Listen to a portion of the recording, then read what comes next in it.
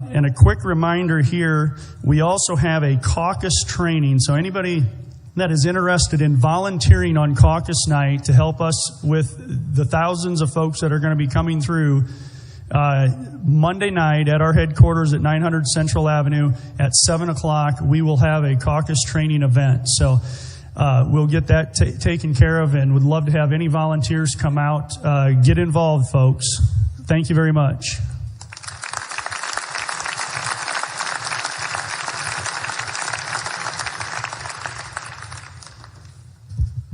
A lot of tall people around here. I am vertically challenged. I am not horizontally challenged.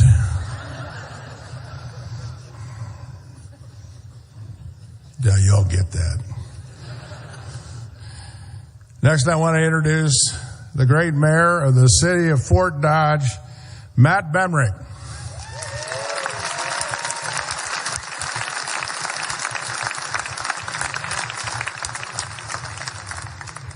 Thank you, Sam. I don't get called great all that often. Good evening, ladies and gentlemen. I'd first like to thank Iowa Central Community College for hosting this event, and a special thanks to the many volunteers that gave a helping hand. So let's give them a quick round of applause.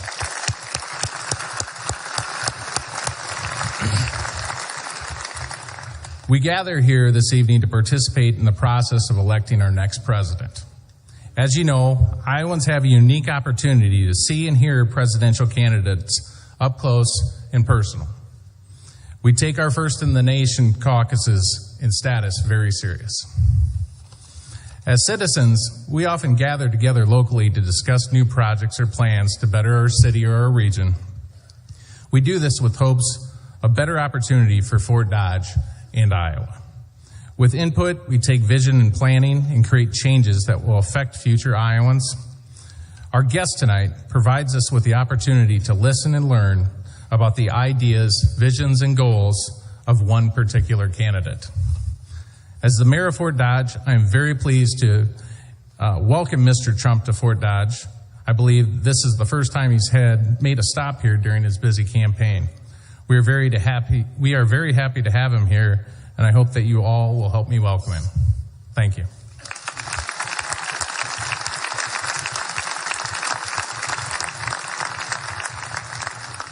Well, we got to cover a little bit of the administrative aspects of what we're doing here.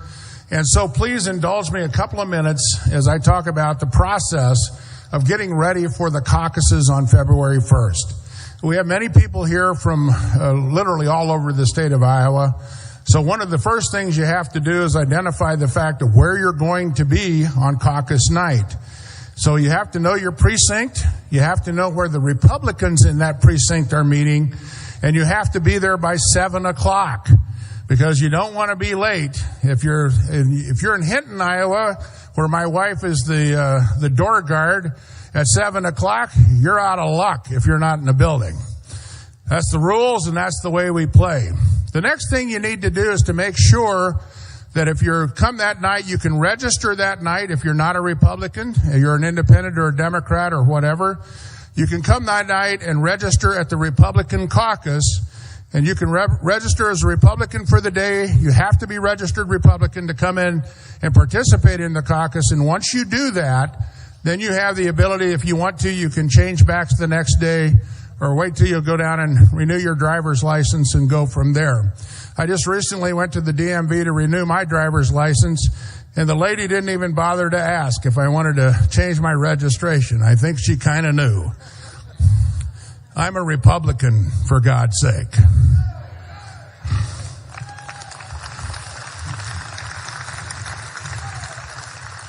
The next thing we want you to do is to help us, and we need to be able to contact you if we don't have information on you. So there are several of what we call palm cards. These are the long cards that have the tearaway thing on the bottom.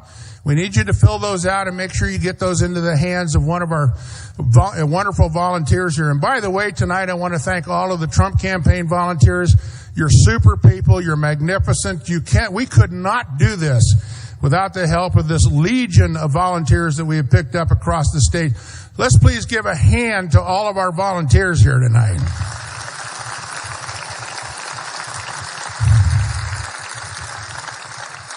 And finally, if you want information about the campaign, we need you to sign up. There are sign-up sheets out in the lobby.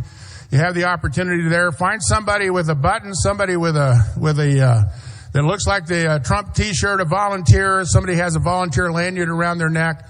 Find them. Make sure that you get a sign-up sheet so you can keep track of what's going on in this campaign. Now, before I'm going to exit the stage here for a little bit, we're going to get some rev-up music going in here, and before long, I'll be back out here, and we'll get the festivities started. So everybody take a chill pill, hang loose, introduce yourself to your neighbors, and we'll be right back as soon as Mr. Trump enters the building.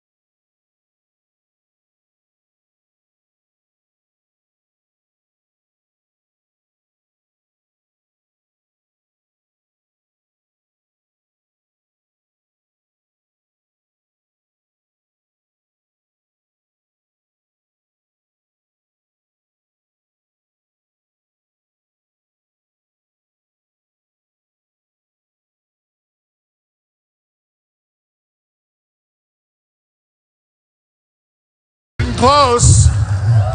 It's about that time. A couple of admin things. Those of you that have filled out those cards that we were asking about, please pass them to the aisles. We'll be down to pick them up right now. If you do that for me, if you've got them filled out. You see our volunteers coming down, so if you'd pass them to the aisles, it'd be great. Let's go ahead and do that.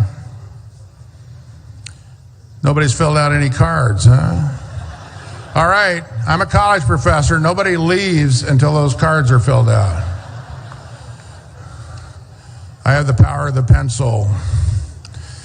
It's an amazing thing when a 20-year-old student realizes that you, in fact, do have that power.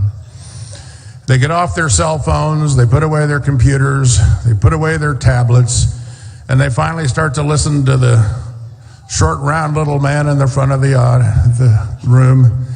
And you know what? They might learn something along the way. I want to tell you a story. This happened to me just yesterday, and it's an important story.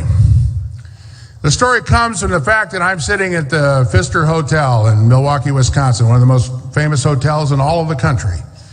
It's a beautiful old place and been restored, and every president of the United States has stayed there at one point or another since Teddy Roosevelt. The thing that's fascinating about it was I was looking for transportation out to the airport. It's about a 20 or 30-minute ride out there.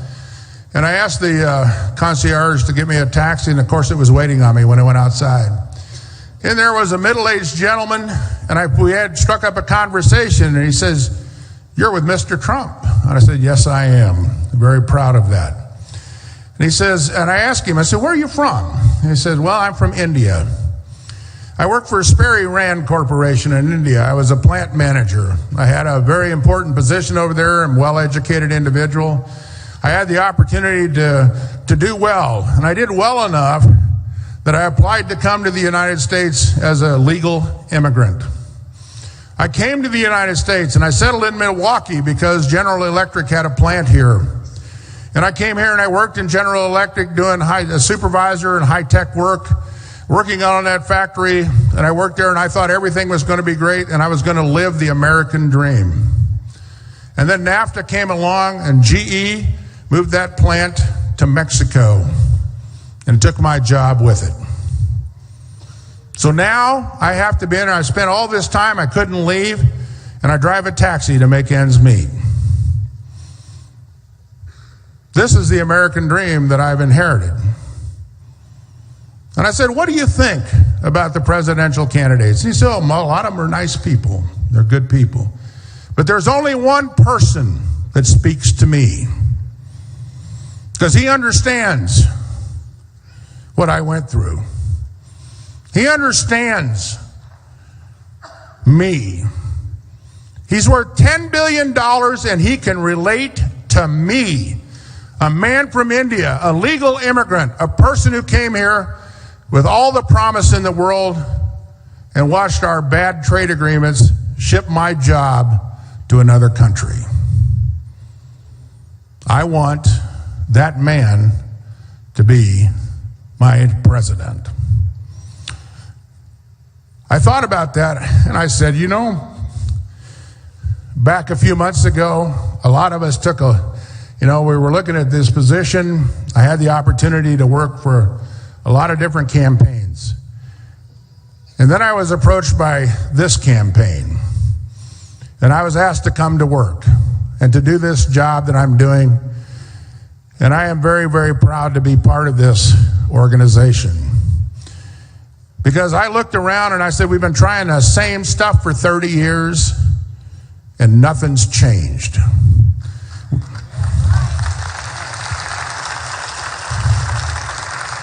Many of us went out and sacrificed and worked our tails to the bone to win the House in 2010. Many of you know my race here, running for an open seat in the United States Senate in the state of Iowa. We're very fortunate. We went out there and we got Joni elected and we won control of the Senate.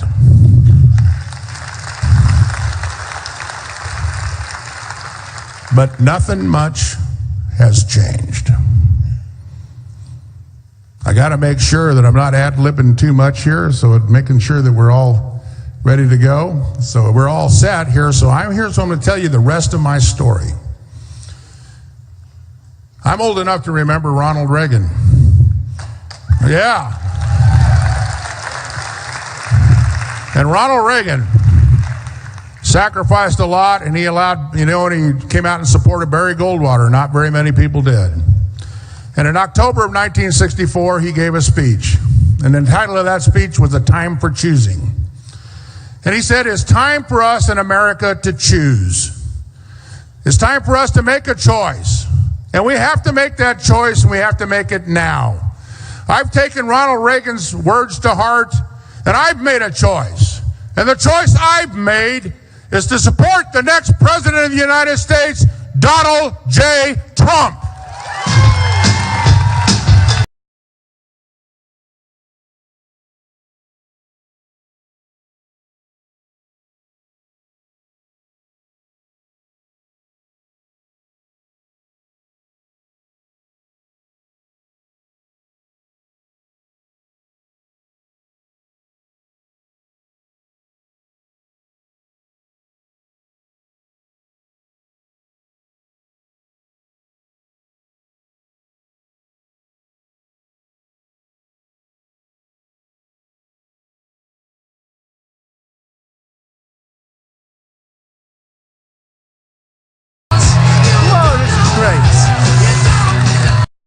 Great. Sit down. We'll have a little fun today. You know what I thought? I went out to see some of the folks on the ethanol. And good stuff and great people. Put a lot of people to work out here, too, I want to tell you. I just want to tell you that. They put a lot of people to work, and they're doing an amazing job. You know, the gloves are a little bit off. You know, we're down to like 81, 82 days till that big day on February 1st, right? February 1st. We know what that is. And people now are getting a little bit rambunctious, and that's a good thing. That's okay. And the, various candidates are starting to say things, some of which are true and many things are not true. And I guess I can be accused of that. But we will talk about the different candidates, some of the different candidates. I thought today would take some questions and answers, okay? So come up with some really good questions to make it interesting for everybody. And I love being here. I just love it. I love the place. I love the state. It's an amazing group of people. Really amazing state. So I just, I've been here a lot. We're going to be here a lot. The last poll just came out, as you saw. We're leading. And hopefully we're going to lead by even more as we go by. But we're leading pretty good. So I came across a couple of things. I tweeted this out a while ago. And, we're talking about borders nowadays, right? Does anybody care about borders? You know what? Right? Without borders, we don't have a country. What is it? We don't have borders. They say, oh, you can't do that. You can't move people around. You can't do that. That's not nice. But we got to straighten out our country. It's like unbelievable. But here's something. I tweeted this a while ago. And it still holds true. If you cross the North Korean border, and if you do it illegally, you get 12 years hard labor. 12 years. I think you get more than that. Actually, I think they kill you, but we'll get to that because you have some where they actually do kill you. If you cross the Afghanistan border illegally, you get shot. Okay, so one you get 12 years, one you get shot, right? 2 Americans were imprisoned for 8 years after crossing the Iranian border. Now you see that with our 4 hostages who we can't get out, even though we gave these guys $150 billion. We have great negotiators. By the way, I guarantee you I would have had them out. And I don't mean lately. We never even asked for them out because they didn't want to complicate the negotiations. Did you know that? They never asked. They said, we didn't want to complicate, so they didn't ask. We have 4 hostages over there. So in Iran, if you cross, you get 8 years. Well, these guys are in there. Certainly the minister, the pastor, Christian, he's in there for 3 or 4 years already. So I guess 8 years is right. So in Iran, you get 8 years. There's a $50,000 fine on another border, but there's a $5,000 fine for Americans crossing the Canadian border. What's nicer than the Canadian border? I mean, if you've got to cross a border, if you have your choice between North Korea, Afghanistan, or Iran, I'd take Canada every single time. Do we agree? Right? Do we agree? So there's a $5,000 fine. The Canadians are smart, $5,000. That sounds like good. That's like a trip. So we shouldn't even mention that one because that's not, Of course, if you don't have it, that's a lot of money, right? If you cross the United States border, so remember, the other ones, you get shot, you get this, you get imprisoned for many, many years, you destroy your life. If you cross the United States border illegally, you get a job, you get a driver's license, that's true. You get food stamps, you get a place to live, you get health care, housing, child benefits, and in many cases, education.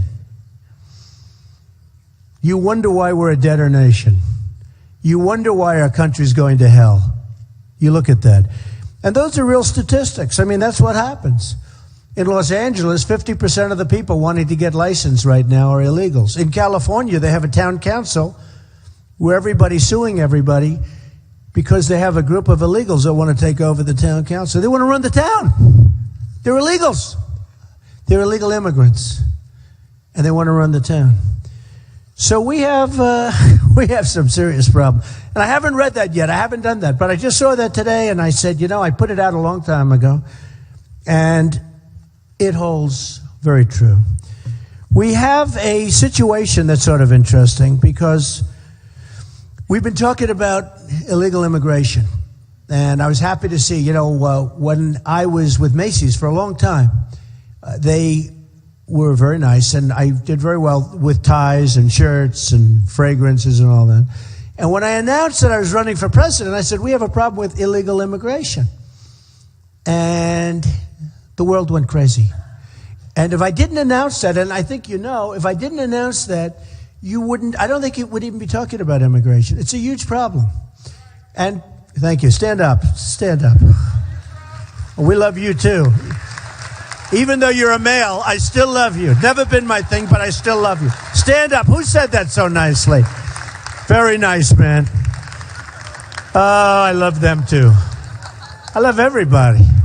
We got to love everyone. We're in this thing together, folks. We got to get out of it. We owe $19 trillion. We got to get out of it. But I announced illegal immigration, and it was, I haven't given the full story, but I'll tell you, it's sort of interesting. So I'm in New Hampshire, and I'm making a speech, big speech in front of a lot of people. Hello up there. Wow, look at all those people up there. Wow. We have another auditorium that's full, too. They didn't get the good real estate, so wherever you are, I'm going to come see you after I'm finished, but we think the world of you. You just didn't get the good real estate. These people have the good real estate. But, so Macy's, I sell shirts and ties, did nicely and all. Not a big business or anything, but cute, and I liked it. And fragrance and cufflinks. See these cufflinks from Macy's? Some people think it's Harry Winston or Tiffany. It's actually Macy's. And they're good, Trump cufflinks. And when I announced we have a problem, illegal immigration, tremendous problem, people pouring across the border, many, many great people, but some are really, we got problems and tremendous crime. Thousands, tens of thousands of people in our prisons that we're taking care of and spending a lot of money. People in our hospitals, just flooding across. We have fantastic people at the Border Patrol. I was in Laredo, Texas a couple of months ago, and it was amazing meeting these people. And they want to do their job, but they're told to stand down. They use that expression, stand down. So people walk in front. They're standing with $50,000 worth of equipment, and they're just told to stand down. And the people lose respect for them. They walk by them and they wave at them and come into the country. We had the anchor baby situation, which I turned out to be right on, because I said, how could that be possible? Where a woman pregnant, 9 months, walks across, has a baby on our land. Now we take care of the baby for 95 years, 85 years, 75 years, whatever it may be. Baby's a citizen. I said, can't be. Nobody can do that. Now, in Mexico and these other countries, if that happened, you said you were a citizen, they'd laugh at you. They'd laugh. They'd say, this can't be possible. What are you, crazy? But with us, you're a citizen. So I said, that can't be possible. And everybody said I was wrong because they said, if you're born on this soil, you're immediately a citizen. And I said, I don't believe it. And we had a CNN reporter who, in New Hampshire actually, where I was asked, he said to me, well, that's not a nice term, that's a derogatory term. I said, what is? Anchor baby. I said, what would you think I should call them? The child of an undocumented immigrant who came to the country 4 years ago, or whatever the number of years. I said, you mean every time I have to say the child of an undocumented immigrant who came to the country 4 years ago, 7 years ago, or whatever that happened, whatever the term. I said, no thanks, I'll call it an anchor baby. It's descriptive. No, it's descriptive. No, it has to do with political correctness. I mean, just to get off track for a second, the word Christmas, you don't see it anymore. Do they see it in Iowa?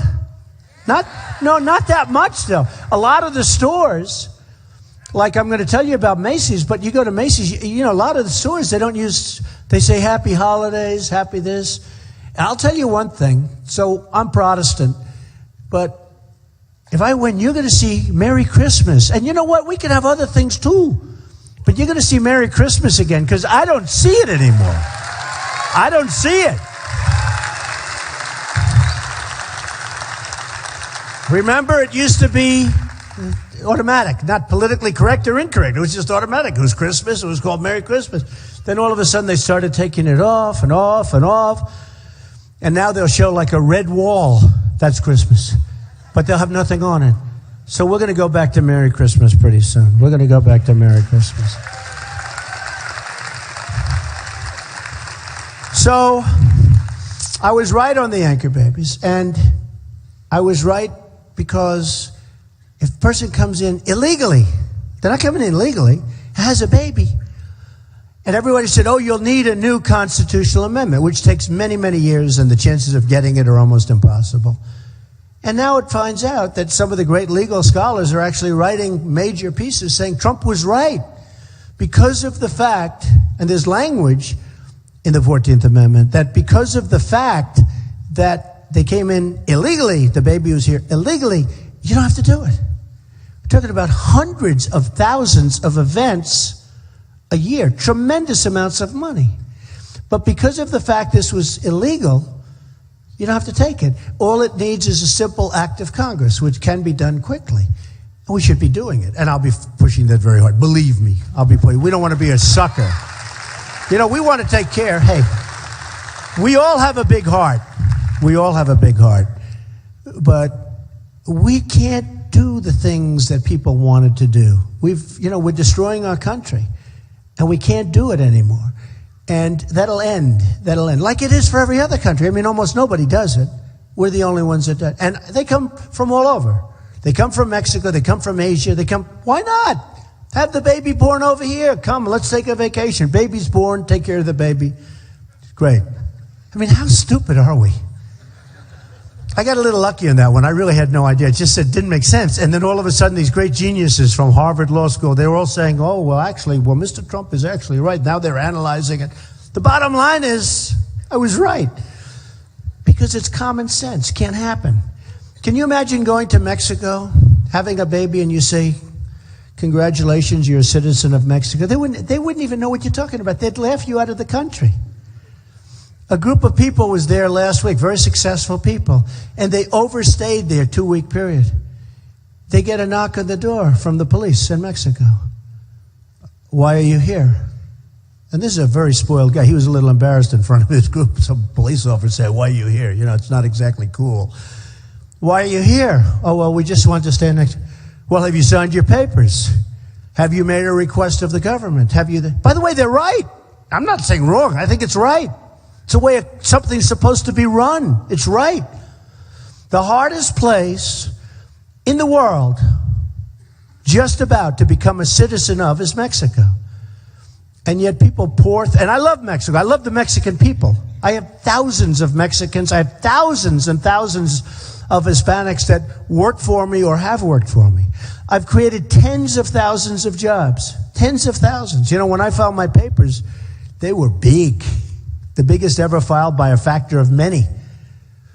I jokingly said to your newspaper that I have a store that's worth more money than Mitt Romney. You know, remember that? The famous article. They said, what are you talking about? I said, yeah, I have a store that's worth more than Mitt Romney. And the paper, your paper, went out and said, that's insulting, that's hard. And they checked, and it was actually true. It was pretty cool. A lot more. Fifth Avenue real estate, it's amazing, right? But, so we have a situation where we're going to take care of our country, where we're going to use common sense, and where we're going to be proud of ourselves again, because we're not proud of ourselves anymore. We're embarrassed. We don't win anymore. We can't beat ISIS. We can't beat Iran at a trade deal or at a nuclear deal. We can't beat China. China's killing us. We're losing $400 to $500 billion a year. Billion! When I saw the number, I said, you mean million? They said, no. By the way, 500 million is a lot, right? If we were losing 500 million, I could see that. It's 505 billion. I mean, it's impossible to even believe. How do you recover from things like that? You recover by getting smart people to make deals. That's what you do.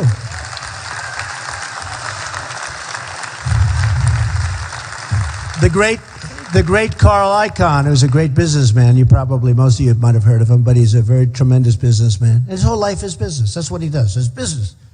Like 24 hours a day, business. And he endorsed me.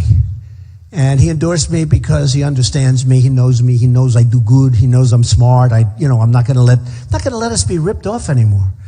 You know, when I go out to different places, and I go to a lot of different places, we have a level of passion that's unbelievable. It's unbelievable. We go to Dallas, we have 20,000 people. We go to Oklahoma, we had 20,000 people. In Mobile, Alabama, we had 35,000 people. It's supposed to be 500 people. It turned out to be 35,000. We started with a hotel, then the convention center, but that only held 10. That only held 10,000. We ended up in a football stadium. And it was an unbelievable evening. We go to different places, like this place is packed right to the top.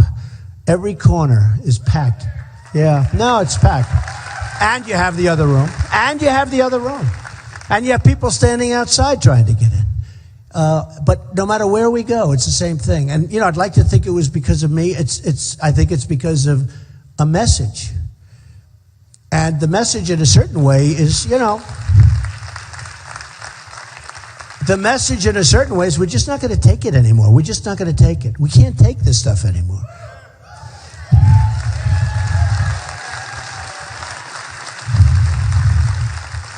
I have a great company. I built a great company, which frankly, if I didn't, I guess I wouldn't be doing this, because it was, why would we be following that, right? But I built a great, great company with some of the great assets of the world, some of the great real estate assets of the world, very little debt, tremendous cash flow, iconic assets, some of the, Doral in Miami, many buildings all over the place and all over the world. And I deal with people all over the world. And it's just sort of an amazing thing. I watch, and I love doing that.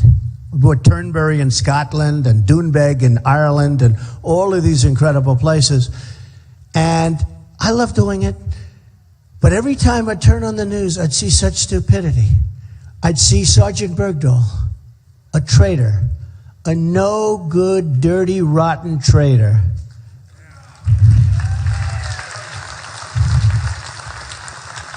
And we knew he was a traitor before we made the deal. They had a general and they had a colonel talking to all of the young people that were with him as soldiers. And what happened? 6 people went out looking for him. 6 people were killed. So 6 people were lost looking for him. And what happens now? In the old days, he would have been shot for being a traitor. He's going to get nothing. I heard the other day, I was watching, they've recommended no jail time, no nothing. I mean, seriously, in the old days, when you were a young guy, right? When I was here, they would have, it's gone. When we were strong and when we were smart. You're a traitor, you're shot. So he went out, he left, he deserted, he left, and they recommended nothing. But here's the thing. So we knew he was a traitor, and we made the deal anyway. I wouldn't have made the deal. I would have said, oh, he's a traitor? That's okay, they can have him for the rest of his life. No, I would have done it. I wouldn't even want him, you know. Frankly, they're so brutal, that's not a good life. See, it turned out to be a little tougher than he thought. He thought he'd go over there, hey, babe, how you doing? How you guys doing? Boom, boom, boom. They beat the crap out of him, which is fine. That's fine. I'm happy about that. I don't think he's going there for a vacation. You know, he thought he was going to go and say hello to the enemy and talk to the enemy. But what happens is he came out, and now what we did, knowing he was a traitor, we gave them, I call Obama the 5-for-1 president, we gave them 5 of the best killers that they most desperately wanted, and they wanted them for 9 years. We gave them 5 people that are right now back on the battlefield doing all sorts of damage, wanting to kill everybody, including you. And that's our deal. I call them 5-for-1. And the one's no good. Frankly, I'd take the one, drop him right back where the hell he came from. You know, you want to know the truth. I really would.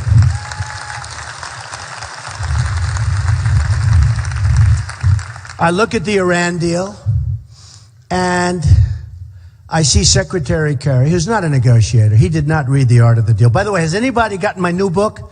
Huh? Do you like it? Bring me that sucker. Bring me that sucker. It's doing great, by the way. If it wasn't doing great, I wouldn't mention it. Crippled America. Isn't that sad? And I saw the term. I'm reading something, and I see somebody was talking about how badly we're doing. And they said in some article, crippled America. I said, whoa, that's a rough term. Crippled America, right? By the way, have you read it yet? Huh? Did you love it? It's amazing, but I don't believe in being a critic. I hate critics. You know, these guys, they criticize, but they've never been able to do anything themselves. Like a theater critic, a movie critic, any kind of a critic, a political critic. How about these political critics? Are they the worst of all? They're up here. They're all over the place. Look at them. A guy like a Karl Rove, what a dope this is. This guy spends, think of it. This dope spends $435 million last cycle. Didn't win one race. And I saw a couple of the ads. They were so bad that I thought they were made by the Democrats. I said, it's a great ad. Who did that ad? I might use that person. They were made by him. $435 million. Now, I wonder how much of that he gets. You know, you hear about the money. But I wonder how much of that he gets. Because a lot of these fundraisers, you know, it's a scam. This whole thing with the PACs, super PACs, is a scam. And they control every person except me. No, it's true. And I don't know, frankly. Well, let me sign this book for this guy. He's been standing for 20 minutes.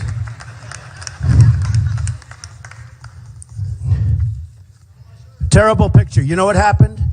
Simon & Schuster, who's like the Harvard of book companies, they wanted to do this book so badly. And they sent this fantastic photographer. He took the best pictures of me I've ever had in my life. I said, am I really that handsome? I was smiling. I looked happy. I looked great. But the book, the subject matter isn't so great because, you know, we don't have exactly like we're beating Japan. We're beating India. We're beating anybody. We're not beating anybody. We don't win. We never win. We never win. We make equipment. We give it to our so-called allies who we don't even know who the hell they are. One shot's fired. They all run, and ISIS takes our beautiful brand new Humvees, armor-plated. And our kids, it's true, and our kids are riding around in crap, and they have brand new armor-plated stuff. 2,300 Humvees sent over. A couple of shots are fired in the air. These guys run like a bunch of thieves, which they are. Our allies. And ISIS picks up the weapons, the Humvees, the this. It's just incredible. Whatever happened to General George Patton? Whatever happened to MacArthur? No, whatever happened to these guys? We have those guys. We have guys we have incredible guys. West Point. I went to school near West Point. These guys are tremendous guys. We have them. We got rid of one of our best generals because he used foul language. I want a guy that uses foul language. So I had a picture taken, and the picture is horrible. And I said, that's the one we have to use. Because this picture, I didn't know they were taking it, and I have no smile. I'm just sitting there, and it's mean. But we have to be mean now. We can't be, right? Terrible picture. He said, no more Mr. Nice Guy. Friends called up and said, that's the worst picture I've ever seen. I had all these beautiful smiling pictures. How can you say crippled America with a picture? Right? Here you go, baby. I love you. Thank you. So we have to find ourselves, and I will find it, because that's what I do. I find great people. Deals, I've been a great deal guy. And deals are only, when you think of it, they're only people. It's about people. All deals are about people. And that's what I like. That's what I love doing. I get treated, I've always been treated nicely by the financial press because it's a little bit simpler. But the political press is brutal, no matter what. I had a thing the other night. They did polls, the 7 polls. Drudge was fantastic. Drudge is great. You guys all know that. Time magazine, I was on the cover recently, but I have no power over Time. And they had all these polls. Slate, like 6 or 7 of them. And I won every poll. And then you turn on, Trump was okay. Debate. Trump was okay. I said, what do you mean okay? I won every poll. 40, 50, 60,000 votes cast for each one. I won them all. And then I turn on the television. How did Trump do? He's okay. He was very low key. He was very low key. I don't know. I say low key. I'm screaming at Kasich. Right? I'm telling Carly, whatever the hell her name is, Fiorina, I'm saying, will you stop cutting in? No, everybody that talks, she cuts in. I'm raising my hand. I'm trying to be a gentleman. And they're giving me questions. And I thought the moderators did an excellent job, by the way. They really did. I think they did. I think they did, all 3. I think they did a fantastic job. It was an elegant debate. I said it. It was an elegant debate. But if these guys are cutting in, Kasich, I have a headache from this guy. In fact, I actually said, let Jeb Bush talk. It's true. And Jeb didn't know whether to thank me or not. He goes, thank you, I think. He wasn't sure. But I was being serious. Let him talk. Kasich, guy's bugging. Oh, he's terrible. And he had a bad debate because he looked angry. And angry's okay in the right place. But you had people that I didn't think did very well. But it's amazing because, you see the people that are legit and the people that are honest. And then you hear them talking. And political commentary is very, very dishonest. And you have some bad ones. George Will is a bad one. Bad guy. He's a bad guy. Krauthammer is getting a little bit better toward me. A little bit. A little bit better. But O'Reilly's tough, but he's good, right? He's good. I think he's good. Some of these guys, they have some guys, Stephen Hayes. If I were Abraham Lincoln, who's a great orator, actually, they say. Who the hell knows? I didn't get to watch him. But Abraham Lincoln. If I were Abraham Lincoln and I gave the greatest remarks you've ever heard, how about the Gettysburg Address? I'll do something like that. No good. It wouldn't be good. No, not good. Didn't do a good job. Oh, good. If my name was Trump. If my name was Honest Abe, it's the greatest thing he's ever heard. So, you have that. I actually saw it with a friend of mine. A guy was leaving. I won't mention names. But he's a bad guy. But he's somebody that I like, okay? And he was going to critique one of the candidates on television. And he had to be there in 2 hours.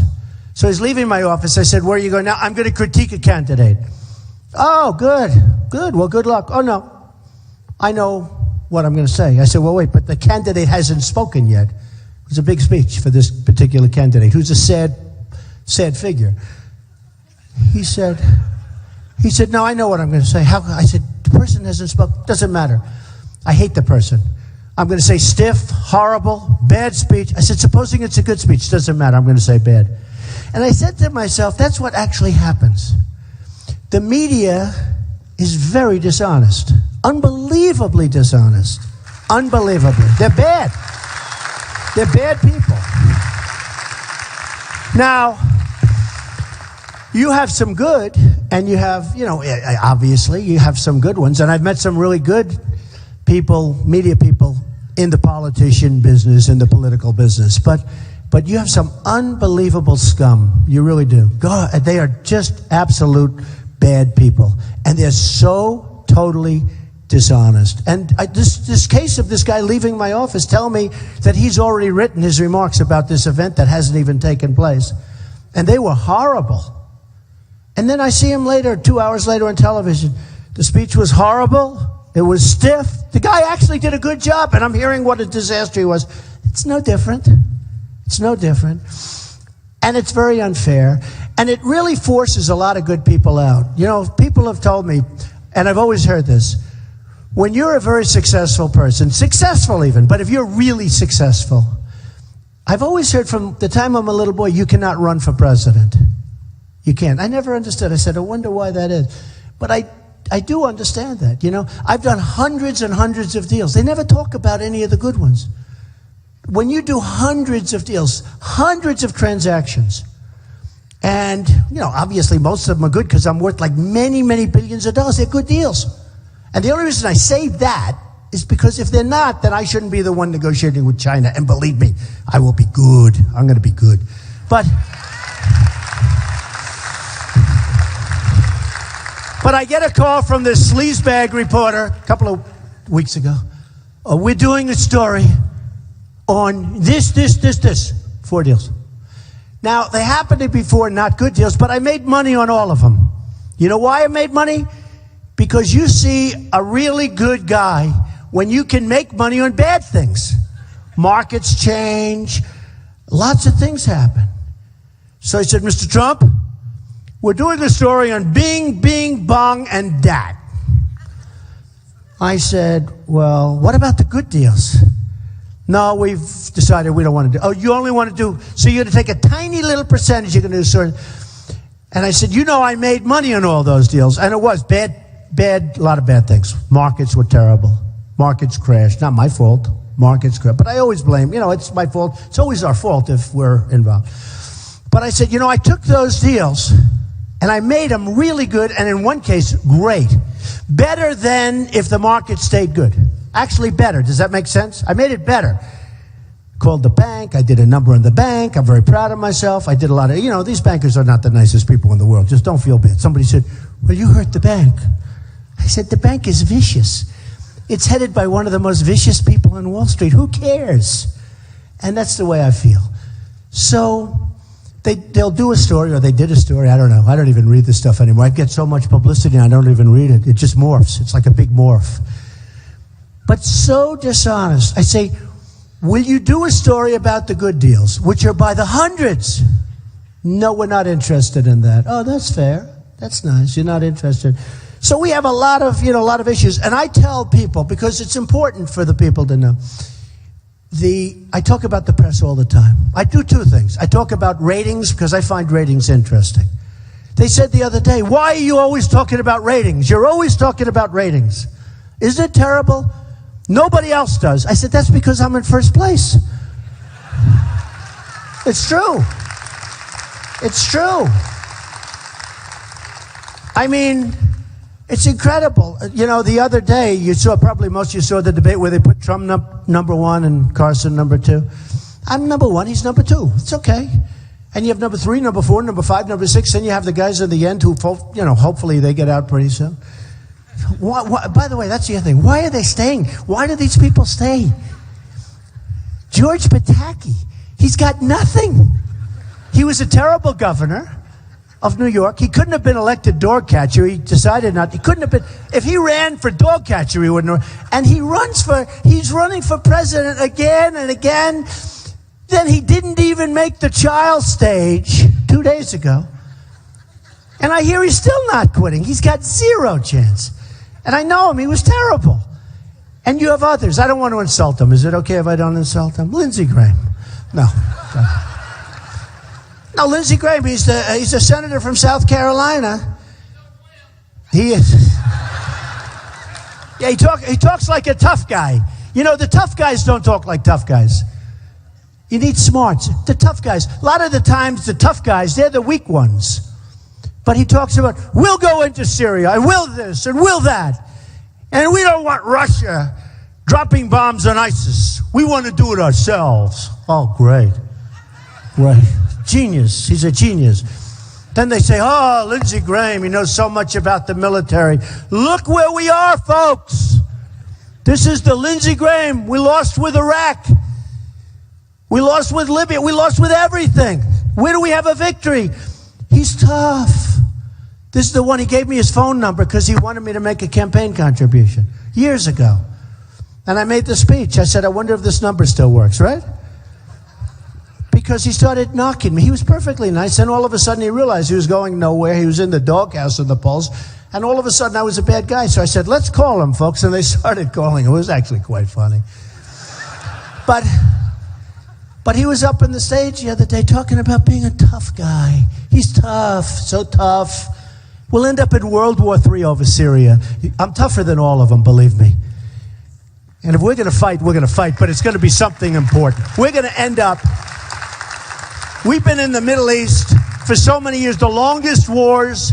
Afghanistan now is our longest war. And by the way, Afghanistan, of all of them, is probably the place we should have been, maybe in the first place, because you're right next to Pakistan. Pakistan has nuclear weapons, not a good thing. You know that I all said we should never go to Iraq, and I said that in 2003, 2004. I wrote a book, The America We Deserve, where I said in 2000, before the World Trade Center came down, where I said there's a guy named Osama bin Laden in my book, and we better watch him. And I saw him a couple of times on television, and a friend of mine who's in the military told me, bad guy. And they said, bad guy. And I'm writing this book, and I said, there's a guy, Osama bin Laden, and we better do something about him because he's going to go under Iraq, and this is what I said in the book. And 3 years later, the World Trade Center came down with him. And I'll never forget, 2 weeks ago, I'm watching Joe Scarborough, Morning Joe, good show. I don't know if anybody knows, but it's a good show, right? And somebody's saying, you know, Trump actually, and they had the book, they said Trump actually predicted Osama bin Laden would come in and do something very bad, World Trade Center. And he said, yeah, but when did he write it? And they looked, they said 2000. Whoa! He goes, that was before, that's unbelievable. He said that before, he's the only one that predicted it. And I wasn't even in government. I wasn't even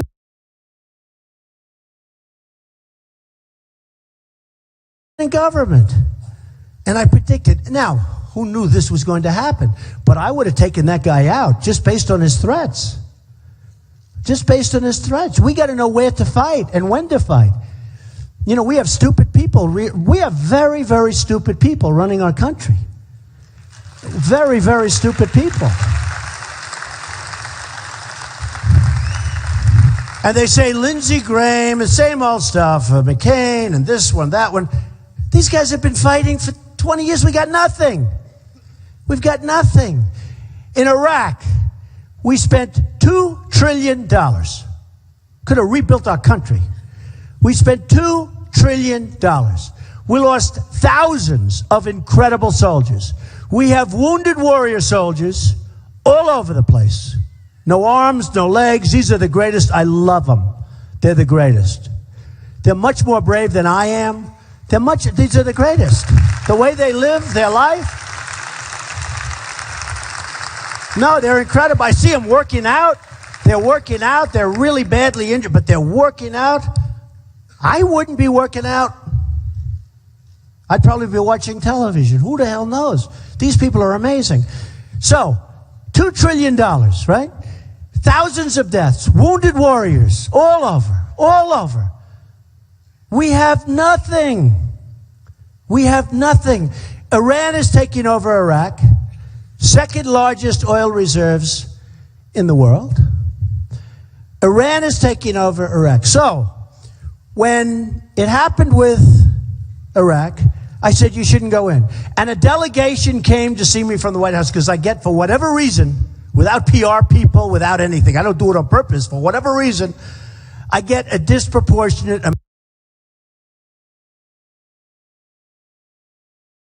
amount of publicity. Do you agree? Do you guys agree? Look at these guys. They're still standing. Will you sit down? You people are great. Sit down. Look at him. You must like me to be standing. Look how handsome. He's better looking than his father, much, right? But, so what happens is you look at Iraq, and I said, don't do it. And a delegation comes to see me from the White House that they'd like to, have me cool. I say, but you're making a mistake. You're going to destabilize the whole Middle East. Because you had Iran and Iraq that always fight, right? Years I read about wars. Iran goes 10 feet this way, then 10 feet. They were the same. They were like twins, same strength. Then Saddam Hussein would use gas, and they'd use gas, and we'd read about it.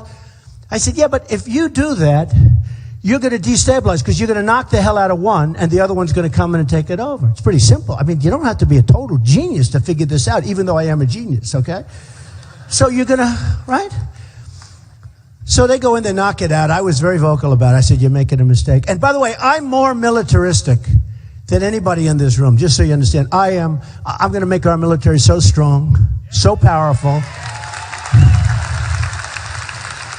I'm going to take care of our vets like nobody's ever taken care of our vets. Our vets are being treated horribly. And by that, I mean the wounded warriors also. They're being treated so badly. Our wounded warriors are being treated badly. Our vets, that whole group of people is being treated. I mean, the illegal immigrants are being treated better than our vets in many cases. And that's pretty sad. That's pretty sad. So I said, you're making a mistake. Don't do it. They did it. Okay. So now they're in. I'm building buildings. Okay. I'm building buildings. What do I have to do with this? I hated it. Then I saw what happened. Then it turned out there were no weapons of mass destruction. And you know why we thought there were? Because first of all, we had faulty intelligence because we didn't do that right either. But we thought there were because Saddam Hussein used to say that in order to scare Iran. Makes sense, right? My theory. This is the Trump theory on war.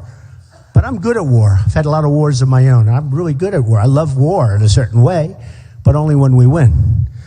We never win. By the way, when was the last time we won a war? We don't win anymore. Our wars are always politically correct. We don't want to win. We don't want to this. So anyway, so we go in and we have this horrible situation with Iraq, and now it's a total mess. All right. So now we have our president come in. Our great unifier, President Obama. He's going to unify our country, right? Except he turned out to be the great divider. Did you ever see anybody so divisive as this? Did you ever see anybody so divisive? I figured the one thing about him, in all fairness to McCain, it would have been impossible. The place was not doing so well, and he shouldn't have won. Romney should have won. Something happened to Romney. He choked. I always said, he choked. For a month and a half before the election, you didn't even see him. Say what you want about Obama. He was on Jay Leno.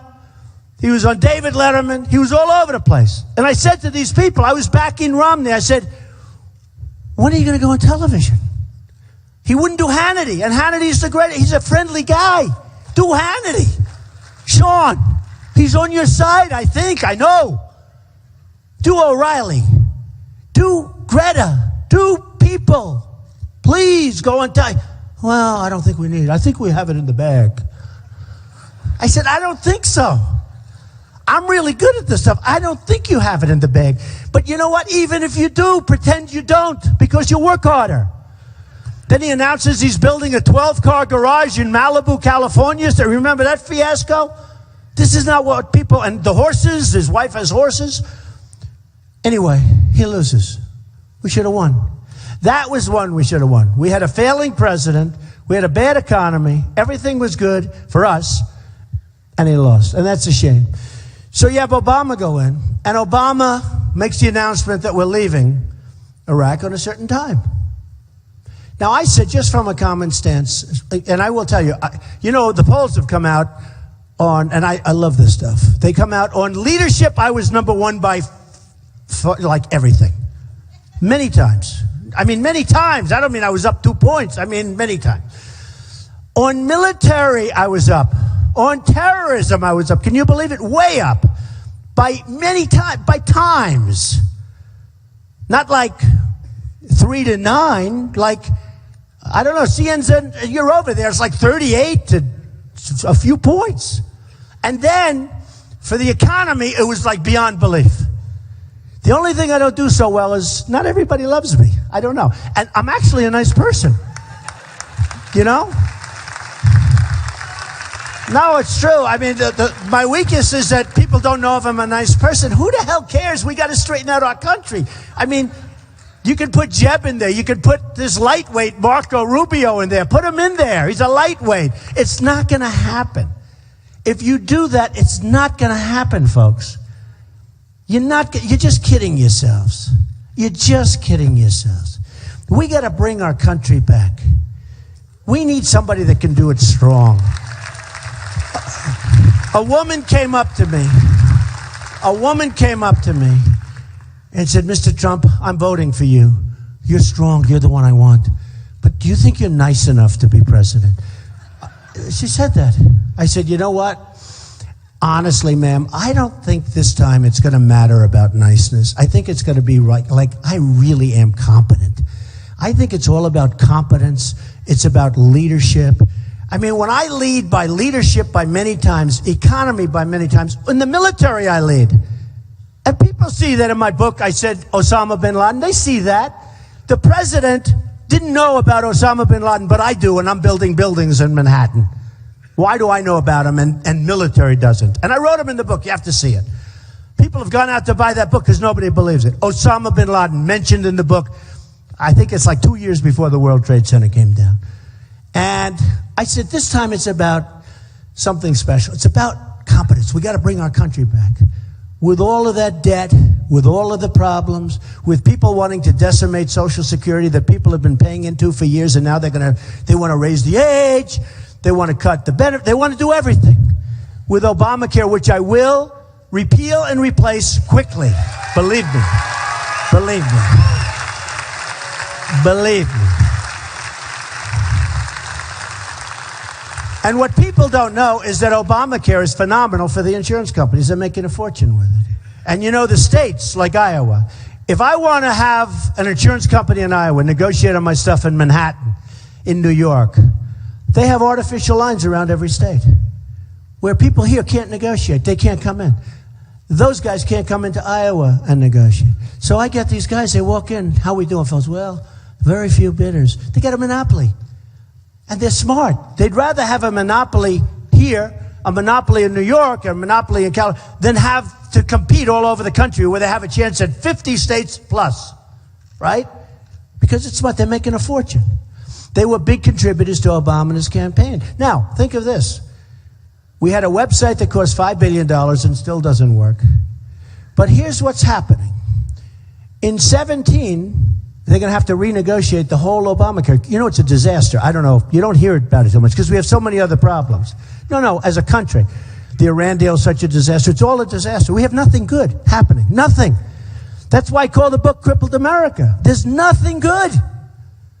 There's nothing good happening.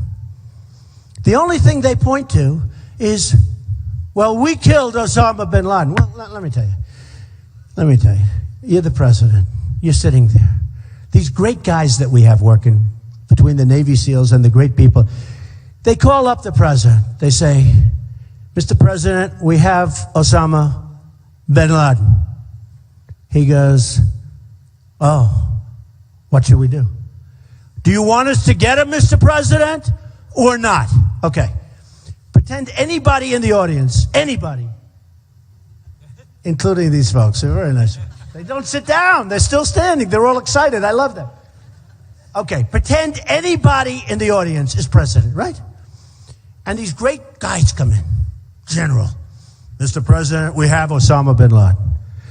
So we have a choice. We can leave him alone, Mr. President, or we can go and either take him or bomb the hell out of him. Who's going to say leave him alone? Is there anybody that would say it? And that's the only thing they can point to. They say, and that was years ago. It's a long time ago. So he says, take them. And our SEALs did a great job. They did a great job. Brave guys. I met 2 of them. They're great guys. But who would say don't get them? Would anybody say that? I mean, you say go get them. And then they sit around waiting, and the answer is a good answer. And give them credit. I want to give them credit. But who would say, oh, you have also, let's not get them. Oh, great. I mean, there might be 2 people in the audience, but those are very weak characters. I'd like them to leave immediately, okay? Those are not my kind of people. So we don't have victories anymore. We just don't have them. So we're going to turn this thing, and we're going to make it so good. But we now need people that are great in office. I'm going to find a general who's so good, who's so mean and so smart. I don't want just mean. I want mean and smart. You know, I know a lot of tough guys, but they're stupid. We don't need tough, stupid people. Those are the worst, actually. The worst guys are the tough, stupid people and people. No, I need tough and mean and really, really smart. Like General Douglas MacArthur. General MacArthur was the #1 student in the history of West Point, had the highest grades in the history of West Point. And he was a great general. And he had the image. He'd get off the thing, you know, the plane with the corncob pipe and the hat. He loved it. But now we have television people. They always go on television, our generals. I talk about this all the time because I can't believe it. Why is a general on television? Because he's giving signals to the enemy. We have a certain general on television about 2 months ago. And he's talking about how ill-prepared we are. That we've never been so ill-prepared. And the announcer asks, you know, it's a show. And I'm saying to myself, I don't want him. I don't want him talking. Don't say it. Don't talk. Can you imagine the great General Patton sitting on a television talk show? General, these guys are spinning in his grave. So I watch this guy talking. How do you think we could do about ISIS? Can we win? I don't know. They're very tough. They're very tough. They're elusive. I don't know what we do. I say, oh, God. No wonder they're so emboldened. No wonder they feel so... You know, it's like, I've heard different accounts, from 40 to 60,000 people. Good fighters, ISIS. Good fighters. Smart. Good. And I said, they asked me, so I'm running for president. I'm leading in almost all the polls. And they asked me a question about ISIS. And I say to the announcer, I don't really want to answer it. And the next day, these idiots over here say, Trump doesn't know the answer. The reason I don't want to answer, because I don't want to tell the enemy if I win. I don't want to have to. Does that make sense? I don't want to tell them. So, 2 weeks go by, and I get the question again. How would you fight ISIS, Mr. Trump, if you're president? I said, do I have to answer it? Do I have to? They said, Mr. Trump, we really think it's appropriate. And I did too, because I was getting killed in the press saying I know more about ISIS than the generals do, believe me. I said, all right, so here's what I do. I hated to do it. Oh, I hated to do it. Because I think I'm going to win. And I don't want these guys. No, I don't want these guys. Because my life has been about victories, in all fairness, okay? It's been about victories. I've had a lot of victories. I'm not like a person that enjoys. You know, you have a lot of people that like to lose, you know. They like to lose. They feel comfortable losing. That's not me. I don't feel too good when I lose. But I said, I don't want to really tell you. But then I realized I had to, because I was getting killed by these people. They said, Trump doesn't have a plan for ISIS. I said, no, I have a plan, but I don't want to tell ISIS what it is. Because I might win. I had to. I said to my wife, I said, you know, I got to tell them about this plan. I'm going to have no choice. Because otherwise I'm not going to win. People are thinking like I don't have a plan. I hate doing it. So I'm on one of the shows, And I said, look, ISIS is making a tremendous amount of money because they have certain oil caps, right? They have certain areas of oil that they took away. They have some in Syria, some in Iraq. I would bomb the shit out of them.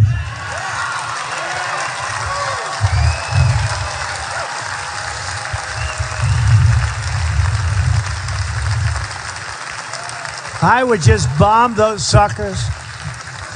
And that's right. I'd blow up the pipes. I'd blow up the refinery. I'd blow up every single inch. There would be nothing left. And you know what? You'll get Exxon to come in there in 2 months. You ever see these guys, how good they are, the great oil companies? They'll rebuild that sucker brand new. It'll be beautiful. And I'd ring it, and I'd take the oil. And I said, I'll take the oil. ISIS is making millions of dollars a week. Millions of dollars with oil. Now, they're also getting money from Saudi Arabia. Can you believe it? They're getting money from other people. They're getting money through the various banking systems in the Middle East, which are very complex systems. I study banking systems. I mean, who's taken advantage of banks more than I have? I'm a professional. Nobody. I love banks. They're the greatest. But you know what? ISIS is making a fortune on the oil. So I said, and I hated to do it. I actually did it low-key because I just hated to do it. Does that make sense to anybody here? I hated to do it. And I said, that's what I do. I'd bomb the hell out of them. I'd then get Exxon, or I'd bid it out. I'd bid it out. You get this one, you get this one, you get this one. They'll rebuild it so fast. They're incredible what they can do. It really is amazing. And it'll be brand new, beautiful, and I'd ring it. The soldiers wouldn't be in danger. I'd ring it. I want to protect it. And we'll take the oil forever. When we left Iraq, I said, take the oil. Everyone said, oh, that's terrible. That's a sovereign country. They're a bunch of thieves, these guys. They were taking millions and millions in cash and putting it in their pockets. We were delivering satchels of cash there in Afghanistan. It's out of control. They deceived us because they didn't take care of the Kurds. They didn't take care of the whole thing. ISIS formed because these people were not allowed to partake in God. That's where ISIS came from. It came out of Iraq. And ISIS turned out to be a hell of a lot tougher than the guys running Iraq. But this is where it all started. What we have created is unbelievable. So now you have Obama, and he's in. And I don't blame him for that, but I blame him for the way he got out.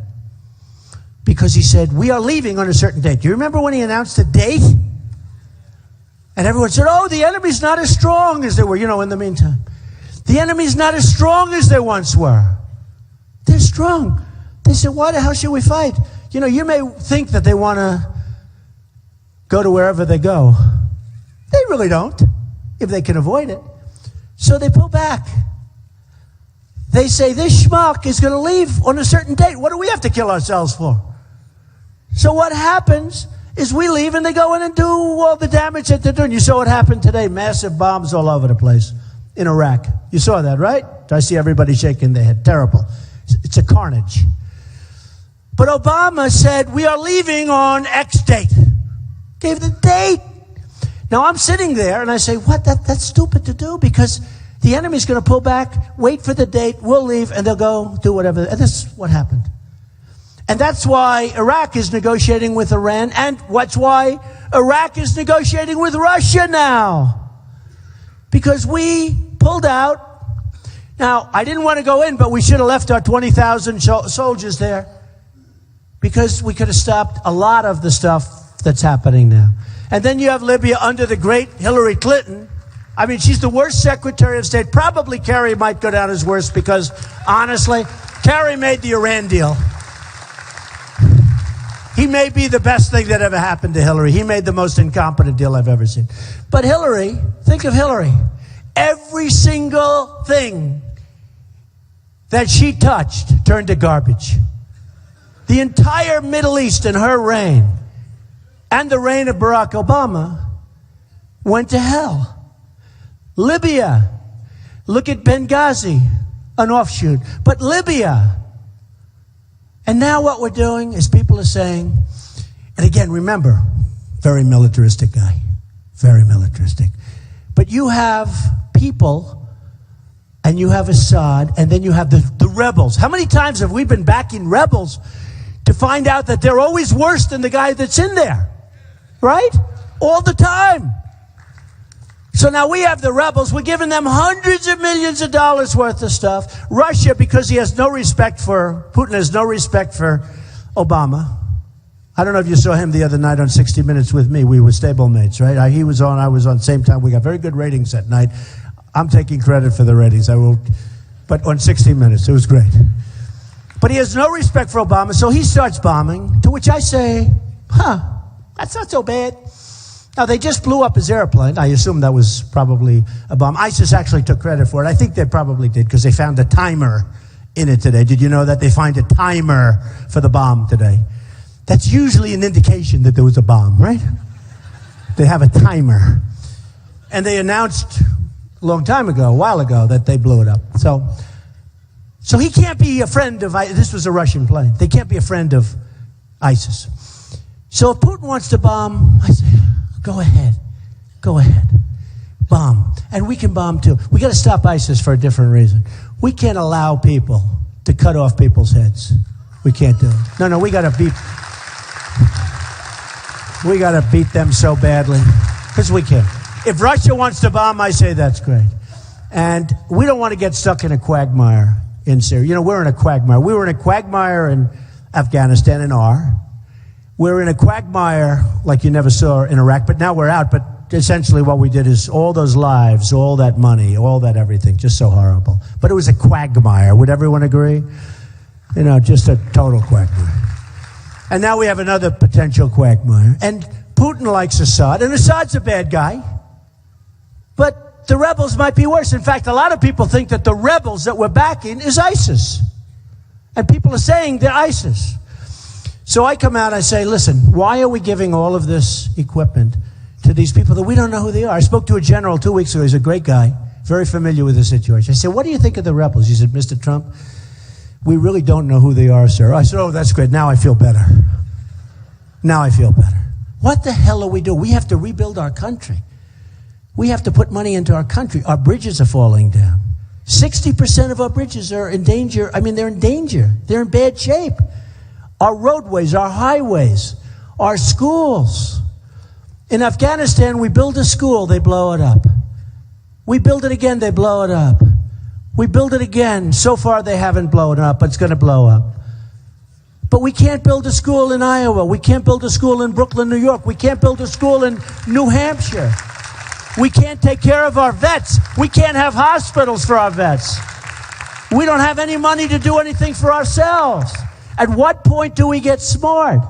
And I say by us building up the military. Somebody said, oh, you're going to spend a lot of money on military. I said, yeah, I'm going to spend money. That's the greatest investment we can make, because the world wants to kill us. And if we go strong, really strong, nobody's going to mess with us, folks. It's going to be cheap. It's so cheap. It's going to be so inexpensive to build up our military compared to where they think we're weak. We've got to be so strong. And I say it all the time. We've got to be so strong, so powerful, so advanced, because we have the right equipment. We have the great stuff. We have the great stuff. We're selling it to people, and sometimes the wrong people. Sometimes we're giving it away, and we're giving it away but we have the brain power. We have the great people, and we have the great stuff. But we've got to be so strong and so advanced that nobody plays with it. It's so important. It's so cheap. Somebody said, oh, you're going to spend. No. I'm going to spend here, but we're not going to have wars, because nobody's going to touch, especially with me, because I'm so unpredictable. I'm so unpredictable. Like, I didn't like the way, I don't like the way Obama treats Putin. Obama's trying to act like a tough guy, and he's showing how tough he is, okay? Tough guy. Draw a line in the sand. When you draw a line in the sand, you can't, you got to do something, right? Didn't do it. First time I've seen that. Here's a line in the sand. That's like the bully draws a line in the sand, then walks away from the fight. But that's okay. That's okay. But we have to have somebody, and the word predictable is a very important word. I'll give you an example. A week ago, President Obama announced very proudly that we're sending 50 of our finest military to Syria. And I said, why is he announcing that? Why is he saying that? These 50 young men and, as I understand it, a few women, rough stuff. Rough stuff. Why is he saying that they're going there? Why does he have to make that announcement? To sound like a tough guy? First of all, 50 sounds ridiculous. Okay? Sort of like if you're going to do it. Or if you're not going to do it, don't do it. But he's sending 50. These 50 people are now targeted like you never would believe. You know, this enemy is not a stupid enemy. Remember Obama said they're the JV? They're not the JV. They turned out not to be the JV. I want to make them the JV. I want to make them less than the JV. But they're getting stronger and stronger. And every time they have a mental and moral victory, they become, they're better at the internet than our people are. And it's our baby. They're recruiting people from our country to go over and fight. And then we take them back. We take them back. Because the Democrats and the Republicans, I'm more disappointed in the Republicans than the Democrats. I'm a Republican. I'm a conservative guy. We take them back. We let them come back into the country. Automatically, you cut them off. You can't come back ever. It's crazy. It's crazy. It's crazy. So I've watched stupidity at a level that I've never seen before. It's only going to get worse. I know Hillary. I'm from New York. I've always been friendly. I get along with everybody. I was criticized. You're friendly with Hillary. You're friendly with this one. Yeah, I'm friendly with everybody. One of the magazines recently, very nice, said I'm a world-class businessman. It's true. I built a great company. I got to get along with everybody. If I need permits here, if I need permits there, if I need a recommendation from a Democrat to another country, I can get anything. I can get anything. I know the system better than anybody. They said, you're not that political, are you? I'm more political than all these politicians. My whole life has been politics. Now, I've been on the other side where I've been a giver. I was the fair-haired boy. I gave a lot of money. I gave $350,000 to the Republican Governors Association. Total waste of money. Total. No, I gave a lot of money. And I didn't get a letter of thank you. I didn't get a letter of, I'll tell you the story sometime, but I didn't get a letter of thank you. But I'm a very political person. We have to be smart. We have to be sharp. When you have a president, he's got to be unpredictable. You can't have a president you can't have a president that makes an announcement that we're sending 50 wonderful young people over to fight. And these people are waiting for him over there now. They didn't know they were coming. They didn't know they were coming. And now they're watching and looking, and they want to take them out. And they might be successful in taking them out. We can't have that. We need really, really, really tough, smart people, or we're not going to have a country left. So, just a couple of more things. Border is very important. Israel is very important. Israel has been treated so badly by Obama. It's beyond belief. I have so many Jewish friends and they're really good friends and great people, and they supported Obama, and it's almost like automatic. It's like, oh, we're having a fundraiser. He's been a horror. He's one of the worst things that's ever happened to Israel. President Obama is one of the worst things. I mean, that Iran deal. Bibi Netanyahu is a good guy. I actually did commercials for his re-election, if you can believe it. I'm one of the only celebrities. He wanted me to do a commercial. I did a commercial. He won, so I'm happy, okay? But he's a good guy, and he's devastated over it. Because that deal is going to lead to nuclear proliferation. And he made a terrorist nation rich. Gives $150 billion. And they can self-inspect. Forget about the 24 days. How about the self-inspections? Where they are going to do their own inspections and report back. And these are evil people. And these are people that truly hate us. You see with the flags, the American flags, they're being burned all over the place. They're rejoicing. If I make it a deal, and if I go out to lunch, and I see the people on the other side saying how stupid I am, he's so stupid, this guy, what a stupid deal he's making. I've been reading for 9 months what a stupid, and these guys keep chugging along. Okay, we'll give you that. No, we want this point. No, we'd rather not give you that. We want it. Okay. This is Kerry. Kerry said, it's very important for us to get this point. No, but it's very, very important. No. Okay, we'll take it. This is our negotiator. We could have doubled up the sanctions, tripled up the sanctions. They would have called up and begged for a deal. We could have said the following 3 years ago. Can you believe how long this deal has taken? Somebody said to me the other day, one of the big magazines, how long should the Iran deal have taken? A day? I said, but maybe a week if things are bad, because you know right away. But think of it. You should have gone and said, before we start, we want our prisoners back. There's 4 of them. We want our prisoners. Before we start, not now. I met the wife of the pastor. She's so lovely. She's devastated. She doesn't know the husband's been there now, 4 years? A Christian. He's there because he's a Christian. So I would have said, look, and by the way, this is not 25% or 75%. This is 100% I get him back. I'll do this for myself. It's so easy. I would have gone and said, we got to get our prisoners back. You don't want them. You don't need them. Your people don't even know you have them. Very important for us. And you'll make a better deal if you give them back because there'll be goodwill. It's goodwill, right? You got to give them back. They would probably say, no, we cannot do that. We can't. I said, bye. I leave. It's over. Double up the sanctions. They'll call within 2 days. Please come back. We would like to start the negotiation. I said, where are our prisoners? Here they are. I'll guarantee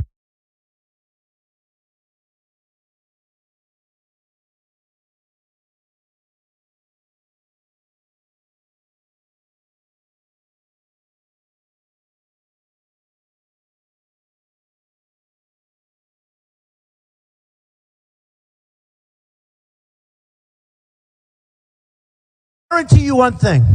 If I win, those prisoners will be back before I take office. That I can guarantee you. I can guarantee you. They will have hell to pay. I guarantee you those 4 prisoners will be back before I take office. Guaranteed. It is so disgusting. Now they say the other day that now the deal is done. They're getting all of this money. Now they want to negotiate for the prisoners. Okay, you heard this. They don't want to give us 4 back. They're only going to give us 3, but they want 19 in return. And the guy goes, and many other things. And I just want to turn off the television or throw something at the television because I get so angry when I see it. We want many other things. And you would have had them for the deal. First of all, I would have never given them back the 150 anyway. I mean, the only thing that I would say could have made it a little more complicated and might have taken an extra week or 2. I would have never given them back the money. I would have said, the money is off the table. Let's start negotiating. And you know what? I would have won that negotiation. With the 150, it's a no-brainer. We never even asked for the prisoner because they said it was going to make it too complicated. Never even asked for him. But the money, I would have never given back, which makes it tougher. Would have taken me an extra week or 2, probably. Okay? But we've got to be smart and we've got to be tough. So, we have candidates running. You have Hillary, who's a disaster, but let's not worry about her. We got to get there first, okay? First, you got to beat these other guys, okay? So, forget about Hillary. Hillary's got so many problems. And she's being protected by government, totally protected. I think she'll probably be allowed to run because what she did is so much worse than what General Petraeus did. It's so much worse than what other people did. And General Petraeus' life was destroyed. Destroyed. You know, he got a sentence that he didn't have to serve. I mean, they gave him a sentence. He destroyed his life. Nice guy, but they destroyed his life. Other people, for doing a tiny fraction of what she did. So they're protecting her. So I believe she'll be the candidate. She'll run. Don't forget there's a statute of limitations on that whole thing. But she's going to run. She's going to be the candidate. And she's going to lose. She's going to lose. I'm telling you. She's going to lose. Because Because people are sick and tired of watching what's going on. They're sick and tired with her whole big attitude. And she's playing the woman card up. That's all she has. Honestly, outside of the woman's card, she's got nothing going. Believe me. She's playing the woman's card big league. And I know so many women, they said, I wouldn't vote for her. If you gave me $1 million, I wouldn't vote for her.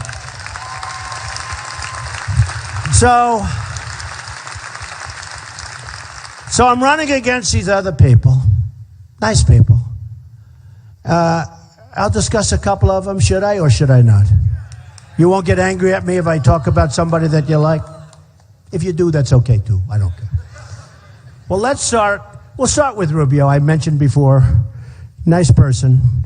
Weak on illegal immigration. You know that. Weak. Rubio. Ready? Weak on illegal immigration. Like weak, like a baby. Like a baby. Not a good poker player.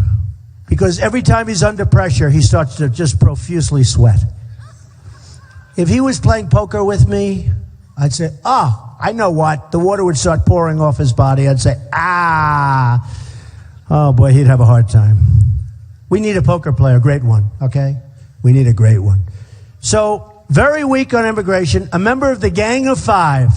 You know what the Gang of Eight was? The Gang of Five was the weak gang. The Gang of Eight became much stronger on illegals coming in.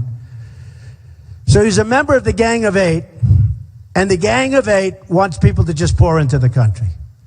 So he was very proud of that. He thought it was great. And then his poll numbers went down in the toilet. And all of a sudden, he wasn't a member of the Gang of Eight. Because, say what you want about some people. They come up with something, they know it's not politically popular. I do that. And if you don't want it, that's okay. I'll go off to the sunset. I'll build my buildings. I'll kick the bucket. That'll be the end of it, and I'm fine. Really, that's the way it is. But I got to do what's right. That's why I'm tougher on illegal immigration than anybody. That's what I'm saying. We have to take people that are here illegally, and we have to move them out. And you know what? It's going to be done. It's going to be done. It's going to work. And now even the other candidates are saying, I think he's right. They don't know. We have to do it. Illegal immigration is costing us $250 to $300 million a year. And they're here illegally. The word is illegal. One of the reporters said today, but you're talking about removing the illegal immigrants. Well, they're here illegally. They're taking our jobs. We actually have 100 million people that are they want to work. They can't work. If you're looking for a job and you give up after a number of months and you go, you just can't get one, they consider you employed. That number, 5.2%, is such a phony number. The real number is probably 25%, probably 30 or 35%. Because, I said it today, if that number were correct, I wouldn't have 20,000 people in Dallas. I wouldn't have 35,000 people in Mobile, Alabama. I wouldn't have 20,000 people in wherever I go. In Oklahoma, I had 20,000. I wouldn't have these crowds. I have by far the biggest crowds of anybody. If that number were correct, this room wouldn't be packed with an auditorium outside that's also packed. Wouldn't be packed. We're in trouble. We probably have a 25% unemployment rate.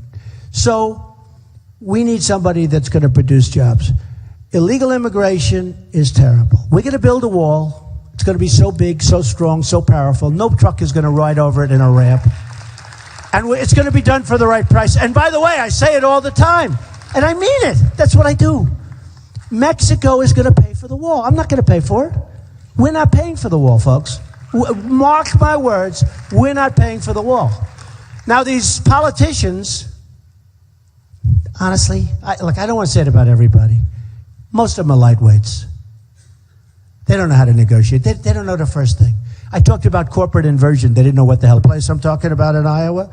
Great place where their companies went down to Mexico.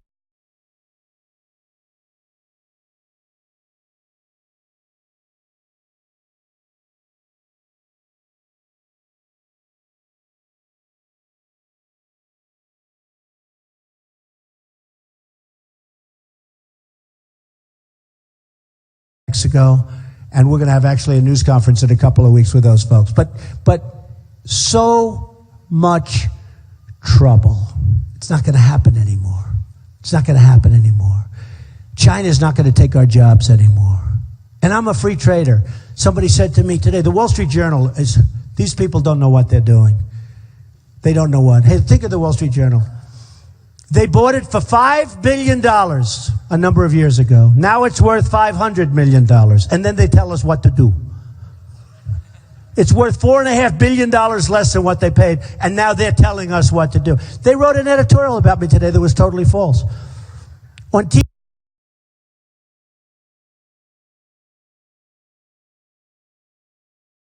TPP, they said Trump said during the debate that China was part of the trade pact. Well, I didn't say that. I said China's going to come in through the back door. After everything's done, China's coming in through it. And I've been saying this thing for a year in many speeches. And they said Trump didn't know. I knew better than them. I'm the one that told them it was almost 6,000 pages. And nobody reads it. Except for the other sides in the other countries. They've read it. But it's a terrible deal. So we need smart people. Now, Rubio, bad on immigration, bad on a lot of things. I'm not going to say too young because who knows? I think I could have done a good job when I was his age. So I'm not going to say too young. A lot of people say, oh, I think he's too young. I don't know that he's too young. He will not be an inspiring president. And he's not tough enough to be a president. He's not tough enough. Who's saying I'm amazing? So I'll save that for when he gets nasty, because I mean, at some point he's going to have to get nasty, right? But he's been very nice to me. No, he's been nice, and I've been nice to him, and I like him. But he's been nice. But, at some point he won't be probably, because, if it's down to the two of us, he's not going to be nice. I understand that, so then we can do what I like to do best, okay? But right now we'll leave him alone. Now, Carson's an enigma to me. I didn't say it. Carson's an enigma. He wrote a book, and he's doing great in Iowa. He's second in the polls. With all these professional politicians, I'm first, Carson's second. And I don't understand it. I really don't understand it. Because he wrote a book, and in the book he said terrible things about himself. He said that he's pathological and that he's got basically pathological disease. Now, he wrote this, I guess, before he was running for office, or thought that he was running for office. And I don't want a person that's got pathological disease. I don't want it. Now, I'm not saying he's got it. He said it. This isn't something that I'm saying, oh, he's a pathological liar, or he's got I'm not saying it. He said he's got pathological disease. He actually said pathological temper, and then he defined it as disease. So he said he has pathological disease. Now, if you're pathological, there's no cure for that, folks. Okay? There's no cure for that. And I did one of the shows today. And I don't want to say what I said, but I'll tell you anyway. I said that if you're a child molester, a sick puppy, you're a child molester, there's no cure for that. There's only one cure. We don't want to talk about that cure. That's the ultimate cure. No, there's two. There's death and the other thing. But if you're a child molester, there's no cure. They can't stop you.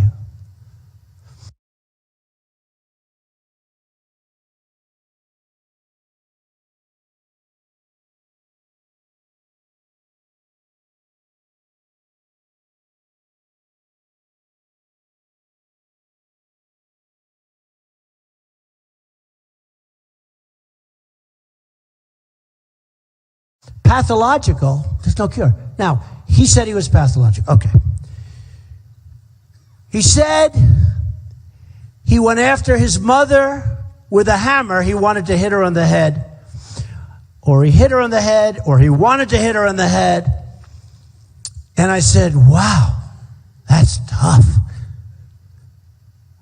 Man, did anybody in this audience ever go after your mother to hit her on the head with a hammer? Okay? So he went after his mother. This is in his book. This isn't me. I'm just trying to save you the cost of a book. So he's a pathological, damaged temper, a problem. Then they talk about my tone is a little bit tough. Give me a break. Bush, I don't like his tone. We have people, their heads are being cut off in Syria if they're Christian and for a lot of other reasons. And he doesn't like my tone. That's a problem with this country. We need somebody with tone. We need somebody with tone.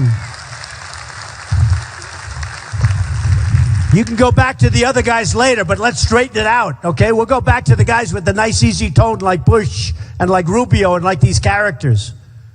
But you need somebody with tone. Hillary said the same thing. I didn't like the way Mr. Trump spoke last night. His tone wasn't nice. Let's not worry about it, folks. Let me straighten it out. Then I'll promise I'll leave you alone and you can go back and blow it all for the next 20 years and you'll get somebody else like me up there and they'll straighten it out again. But go back to Carson. So he went after his mother. Think of this. He went after his mother with a hammer at a fairly young age, 14, 15 years old. I didn't. Okay. He hits a friend of his in the face with a padlock. Like a master's padlock. Wah! In the face with a padlock. A lot of damage. Okay. I never did that. I mean, I misbehaved. I spoke during class. They said, don't you dare talk. Yes, sir. Yes. But no padlocks in the face to friends. Then here's the beauty of all. He took a knife and he went after a friend and he lunged that knife into the stomach of his friends. But lo and behold, it hit the belt. It hit the belt. And the knife broke. Give me a break. Give me a break. Give me a break. The knife broke. Let me tell you, I'm pretty good at this stuff. So, I have a belt. Somebody hits me with a belt's going in because the belt moves this way. It moves this way. It moves that way. He hit the belt buckle.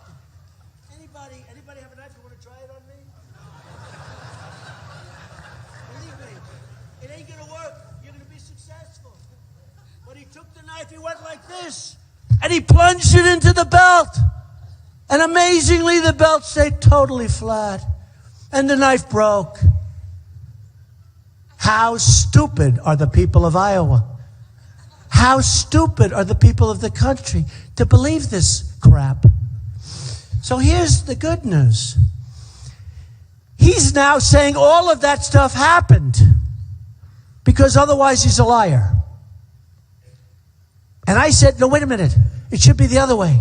It didn't happen. The press made it up. Those guys, they made it up. No. It happened.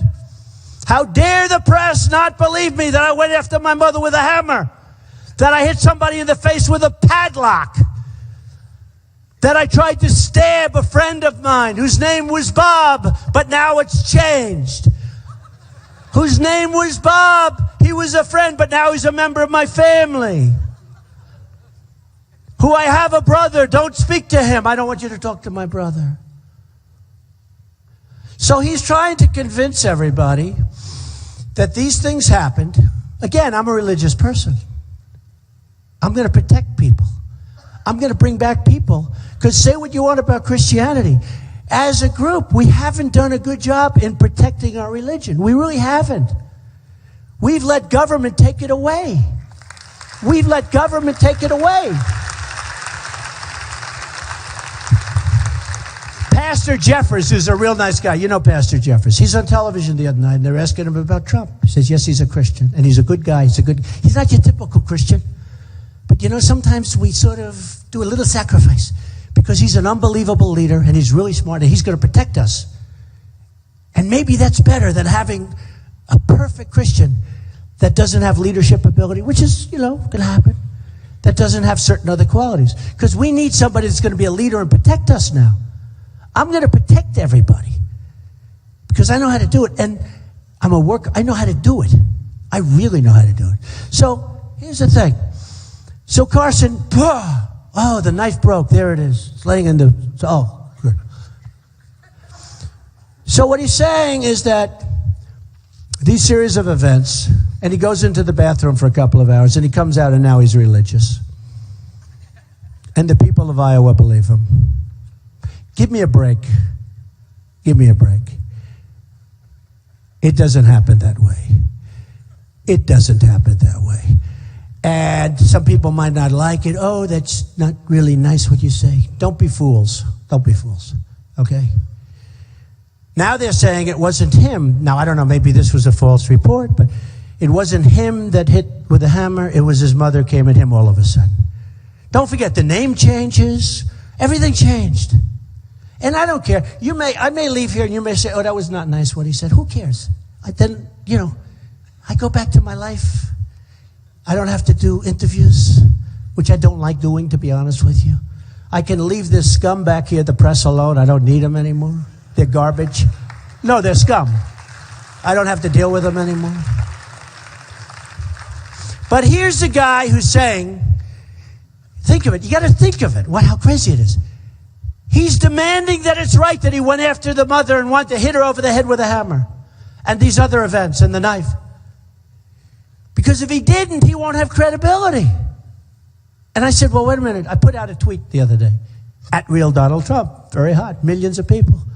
But I put out a tweet. I said, if I were him, I'd rather have it the other way. Where he didn't go after. Right? Where he didn't. So, I say, what the hell have we come to? What have we come to? When we have to believe this kind of stuff, and we're going to put somebody in office who considers himself to have pathological disease. Read the definition in the dictionary of pathological disease. And I'm not saying it. He said it about himself before he knew he was going to run for office. And then he's controlled by a super PAC in Iowa. And the head guy at the super PAC, I hear, left. And nobody writes about it. I mean, the truth is, he's complaining about the press not treating him well. Okay? Let me tell you something. If I did the stuff that he said he did, I wouldn't be here right now. It would have been over. It would have been over. Okay? It would have been totally over. So, that's who is in second place. And I don't get it. I don't get it. On top of which, he's never had an employee. I put thousands of jobs, many, thousands, tens of thousands of jobs over my career. Tens of thousands of people working. I know jobs. I say, I will be the greatest jobs president that God ever created. I will. And I'll tell you another thing. I believe two other things that people are going to be surprised at. I believe I'll be the best at the military that we've had in many years in this country. I really think I'll be better at the military than at the jobs. And I will be a great unifier. People say, oh, well, you're very polarizing. I'm not polarizing. When we start winning, this country's going to come together. This country's totally polarized right now. You look at what's going on with colleges, you look at what's going on in Baltimore and saying, look, this country is a mess. We're totally polarized right now. This country needs a cheerleader. We need somebody that can promote our country as being great again. We need it, and we need it badly, and we need it fast because we're going in the wrong direction. So I only tell you this. I love Iowa. I've been here so many times now. I think I'm going to buy a farm and maybe just move here. I like it. But, no, I might. I love it. I love it. But I can only promise you this, that if I win and if I become your president, all right, well, you know, that always happens. They always say when, but I got to say if. Look, I'm running against a lot of people. And I'll say when just to make you happy, when. But the truth is it has to be if. It has to be. You know, look, there's always, who knows what happens. But if and when I win, I will make our country so great, so strong, so wonderful. People from the Democrat side, people from the Republican side, from the conservative side, from the liberal side, they'll be happy. They're going to be brought together because we'll have money to save Social Security. We'll have money to save Medicare. Carson wants to get rid of Medicare. He wanted to abolish Medicare. I said, that's the end of his campaign. Medicare actually works, other than the fraud and the abuse. I mean, we have to stop the fraud, abuse, etc. But Medicare actually works, right? I mean, do we agree? He wants to end Medicare. And you can't end Medicare. So, when I win, you will be so proud of your country. And you're going to remember this night. This is a special night. This is funny. This is a night I've really enjoyed being with you. It's sad in many ways because we're talking about so many negative topics. But in certain ways, it's beautiful. It's beautiful. Because we're going to turn this country around and we're going to make it not great. We're going to make it greater than it's ever been before. We can do that, okay? We can do that. We're going to make it greater than it's ever been before. And I love you all, and I thank you very much. And we will be back. Thank you all. Thank you very much. Thank you. Great people. Thank you, everybody.